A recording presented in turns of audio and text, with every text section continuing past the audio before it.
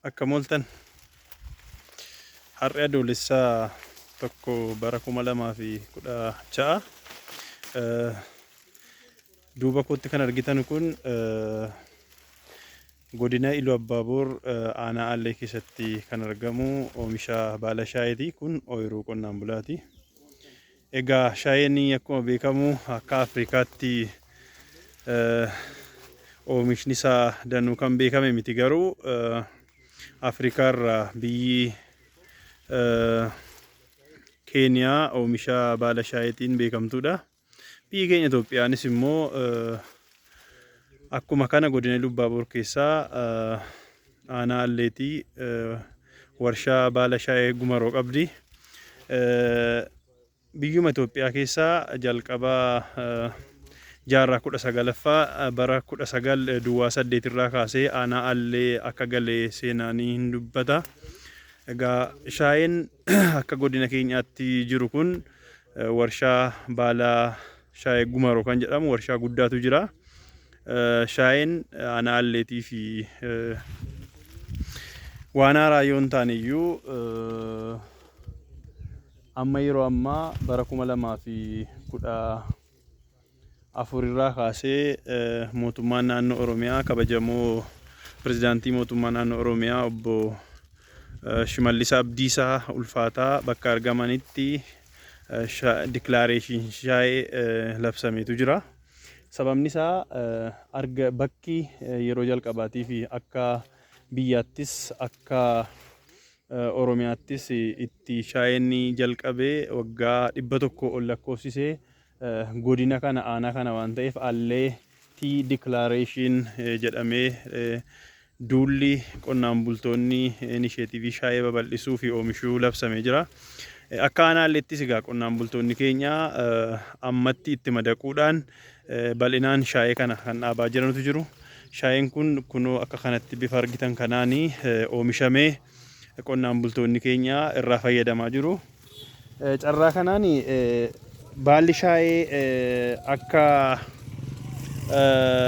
akka aanaa Alleetti hambaa federaalaa abbaan taayitaa hambaa kunuunsaa federaalaa hambaalee aanaan Allee galmeessite keessaa tokko shaayee qabatee jira. Sababni isaa waggaa 100 ol turuudhaan hambaa ta'ee galmaa'eera. Kanaan alatti immoo shaayeen addunyaa kanarraa wantoota bishaanitti aansanii danuu dhugamanudha. Shaayee yoo ilaalle yuunivarsiitii keessatti hin dhugama, kolleejota keessatti hin dhugama, mana sirreessaatti hin dhugama, manneen leenjii waraanaa garaagaraa keessatti hin dhugama. Egaa juuntaan bosona galee lolullee holqatti galee shaayee danfisee dhugaa jechuudha. So kanaaf kun guutummaa addunyaatti shaayeen dhugamuusaa agarsiisa yoo vaaliyuu shaayee agarsiisa jechuudha. Kanaaf shaayeen doolaaritti gurgurama. Jiruuf jireenyi qonnaan bultoota keenyaallee kan jijjiirame shaayeerraa kan ka'edha. Kan ta'e garuu amma shaayeen oomisha kaanirraa maaltu adda godha kan jedhuu fi shaayeen ji'a tokkotti yeroo 2 kan oomishamudha, kan yookaan bu'aa argamsiisuu danda'udha. Umuriin isaas immoo waggaa 200tti kan turuu danda'udha. Laayif saayikiliinsaa saayinsiidhaan kan mirkanaa'edha.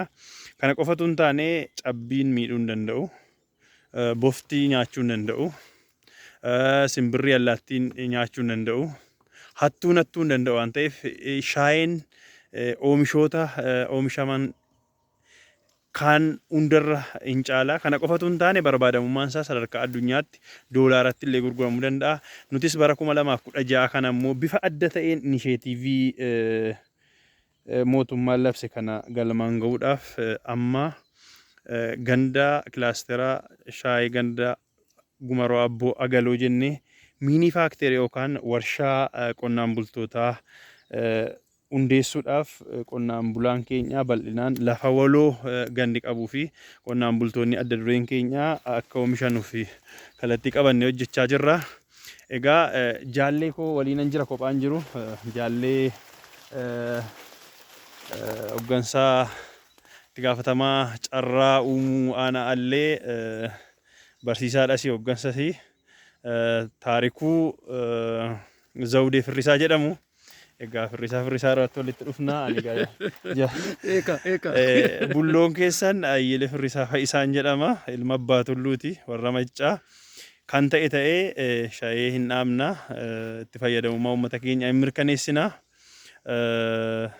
Shaayeen gam tokkoon dinagdeedha gama biraan carraa dargaggoota keenyaaf carraa hojii uumuuti waan ta'eef guutummaa Oromiyaatti shaayee kana babal'isuudhaaf yeroo ammaa carraaqqii mootummaan naannoo Oromiyaa taasisaa jiru keessatti bakki shaayeen ittiin raabsamu yookaan ka'umsi shaayee aanaa Aallee kana dhachaadha. Bakka kanaati kan gara godina Shawaa Lixaa, gara godina Jimmaa, gara Buunnoo Beddellee fi Wallaggaa Lixaa, Wallaggaa Bahaa, Qellee Wallaggaa dabalatee Wallaggaa afuranitti kan shaayeen raabsamaa jiru.